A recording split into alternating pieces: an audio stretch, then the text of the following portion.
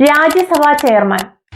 ഇന്ത്യയുടെ ഉപരാഷ്ട്രപതി ആയിരിക്കണം രാജ്യസഭയുടെ ചെയർമാൻ എന്ന പദവി അലങ്കരിക്കേണ്ടത് എന്ന് പറയുന്ന ആർട്ടിക്കിളാണ് ആർട്ടിക്കിൾ 64. അതനുസരിച്ച് നിലവിലെ ഇന്ത്യയുടെ ഉപരാഷ്ട്രപതിയായ CP രാധാകൃഷ്ണനാണ് രാജ്യസഭാ ചെയർമാൻ. ഉപരാഷ്ട്രപതി പ്രസിഡന്റിന്റെ ഉത്തരവാദിത്തങ്ങൾ ഏറ്റെടുക്കുന്ന സാഹചര്യത്തിൽ ചെയർമാൻ പദവി മറ്റൊരംഗത്തിന് നൽകണം.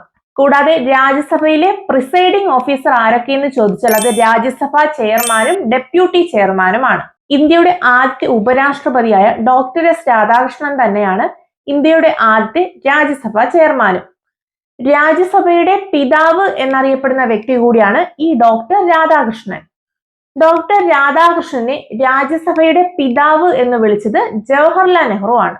ഏറ്റവും കൂടുതൽ കാലം രാജ്യസഭാ ചെയർമാൻ ആയിട്ടിരുന്ന വ്യക്തി ഹമീദ് അൻസാരിയും, എന്നാൽ ഏറ്റവും കുറച്ചു കാലം രാജ്യസഭാ ചെയർമാനായിരുന്ന വ്യക്തി ചോദിച്ചാൽ അത് BV ഗിരിയും, രാജ്യസഭാ ചെയർമാനായ ആദ്യ മലയാളി ചോദിച്ചാൽ ഡോക്ടർ KR നാരായണനുമാണ്. കൂടാതെ രാജ്യസഭ എന്ന് പറയുന്നത് ഒരു സ്ഥിരം സഭയാണ്. ഇതിന് പ്രത്യേകിച്ച് ഒരു കാലാവധി പറഞ്ഞിട്ടില്ല.